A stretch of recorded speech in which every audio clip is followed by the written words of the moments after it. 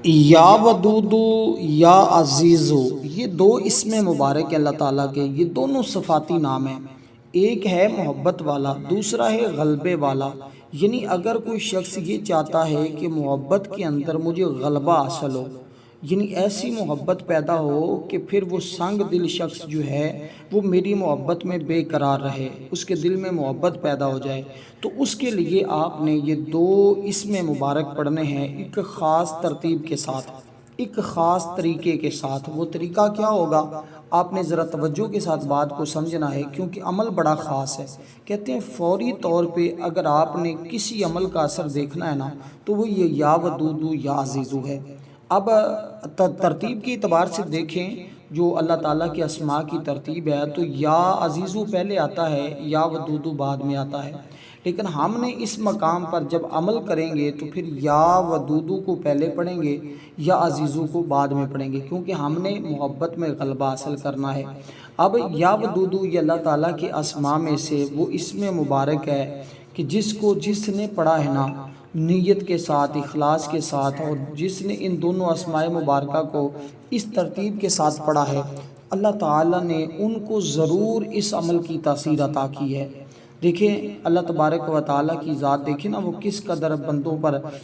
وہ حکمت عطا کرنے والا ہے، کس قدر بندوں پر اپنا کرم کرنے والا ہے، اپنا فضل کرنے والا ہے۔ اس لیے اللہ تعالیٰ اپنی مخلوق کے لیے وہ ایسی چیزیں جاری فرما دیتا ہے کہ جس کا اس نے سوچا نہیں ہوتا۔ انسان اپنی حکمت میں اللہ تعالیٰ کا محتاج ہے، لیکن اللہ تعالیٰ اپنی حکمتوں میں کسی کا محتاج نہیں ہے، اپنی عطا میں کسی کا وہ محتاج نہیں ہے۔ انسانی حکمت زوال پذیر ہے، لیکن اللہ کی حکمت کو کبھی زوال نہیں آتا۔ اللہ تعالیٰ جسے حکمت عطا فرماتا ہے اسے دنیا میں دوسروں سے برتر اور بلند کر دیتا ہے۔ اس لیے انوار و اسرار کی کنجی ہے یہ،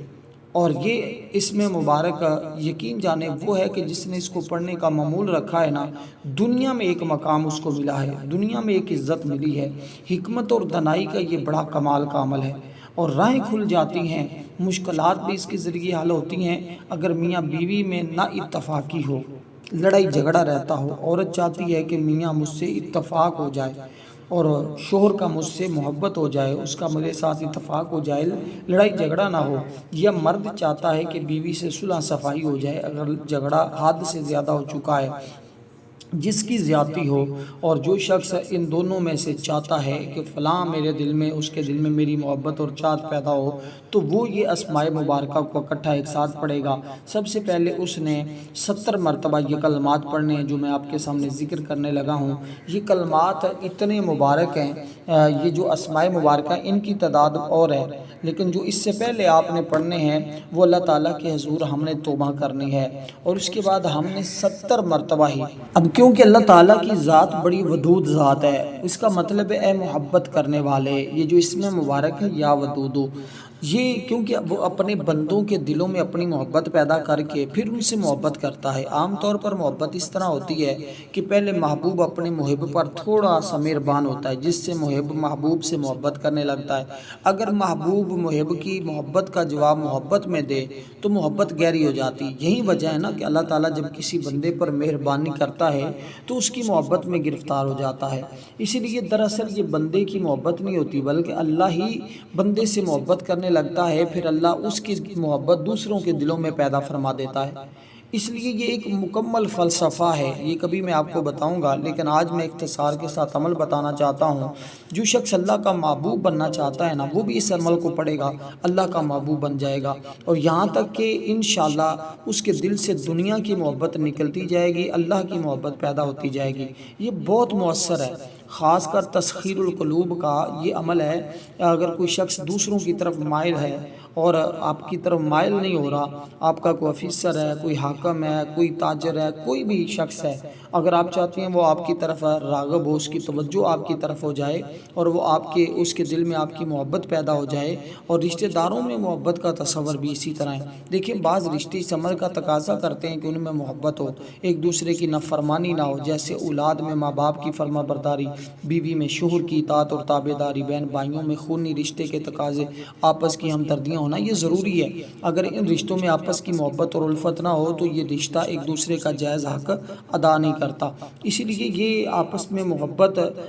اس کے پڑھنے سے آپس میں محبت پیدا ہو جاتی ہے، آپس میں الفت پیدا ہو جاتی ہے، آپس میں چاہت پیدا ہوتی ہے۔ یہ اتنا کمال کا عمل ہے، کہتے ہیں اگر کوئی جانور ایسا ہے کہ جو مارنے والا ہے، جو بڑا ظالم ہے، اگر یہ پڑھا جائے تو وہ ظالم جو جانور ہے وہ بھی آپ کو نقصان نہیں پہنچاتا، وہ بھی تابع دار ہو جاتا ہے، وہ بھی فرما بردار ہو جاتا ہے۔ اس لیے آپ نے اس ترتیب کے ساتھ دوستو اس کو پڑھنا ہے، انشاءاللہ اس کی برکتیں پھر آپ دیکھیں گے کس قدر آپ کو ملتی ہیں۔ اب یہ کیا پڑھنا ہے آپ نے، یہ چیزیں ذرا سمجھیے گا بڑی دھیان کے ساتھ۔ آپ نے سب سے پہلے استغفر اللہ استغفر اللہ استغفر اللہ، یہ سب سے پہلی تسبیح آپ کی ہوگی۔ دیکھیے اس کی برکت سے اللہ پاک تمہارے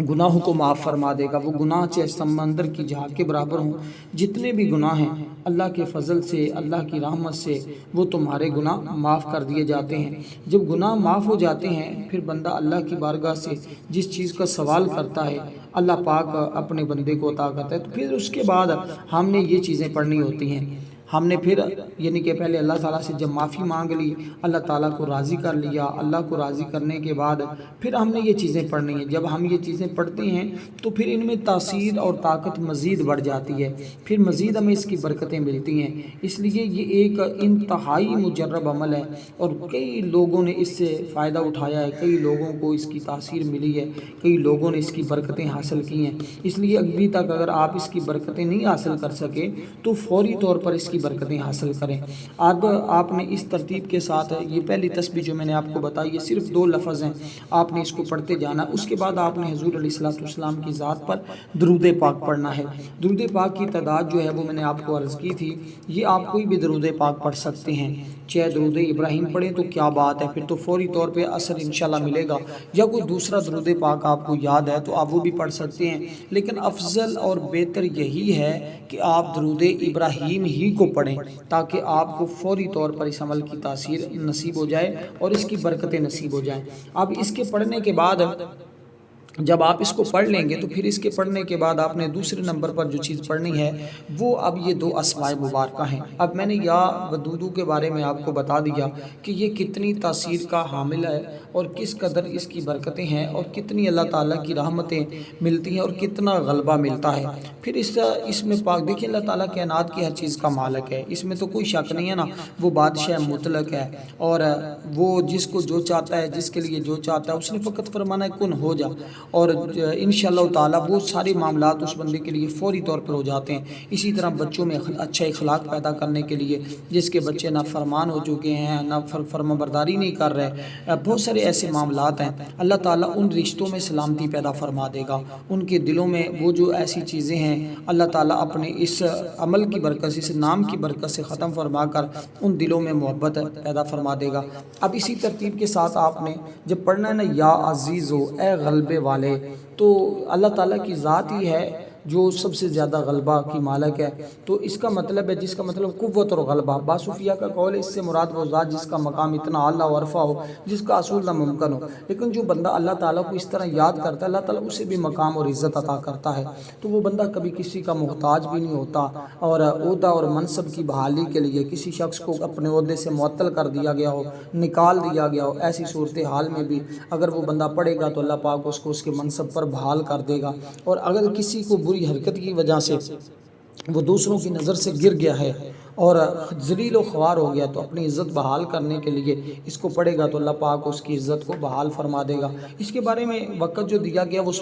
فجر کی سنتوں اور فرضوں کے درمیان کے وقت بھی بتایا گیا کہ وہ بھی بڑا اہم ہے، اور اس کے علاوہ آپ رات کو سونے سے پہلے بھی اگر پڑھ سکتے ہیں تو انشاءاللہ اس کی برکتیں آپ کو ملیں گی۔ اسی طرح بیوی شور کی نظروں میں بعض اوقات ذلیل و رسوا ہو جاتی ہے، یہ شور اس طرح کے معاملات میں پھنس جاتا ہے، تو اس کی برکت سے انشاءاللہ وہ دونوں کے معاملات درست ہو جائیں گے۔ تو اب اس کے بعد درود پاک آپ نے پڑھا، اس کے بعد آپ نے ان دونوں اسماء مبارکہ کو اکٹھا ایک ساتھ پڑھنا ہے، اور ان کی تعداد جو ہے وہ 100 مرتبہ ایک تسبیح آپ پڑھیں اور اس کو چند دن پڑھتے رہیں، انشاءاللہ برکتیں ملیں گی، لیکن اس کے ساتھ کوئی نہ کوئی چیز حسب توفیق اللہ تعالیٰ کے راستے میں صدقہ ضرور کریں تاکہ آپ کو اس عمل کی مزید برکتیں ملیں۔ والسلام ورحمۃ اللہ وبرکاتہ۔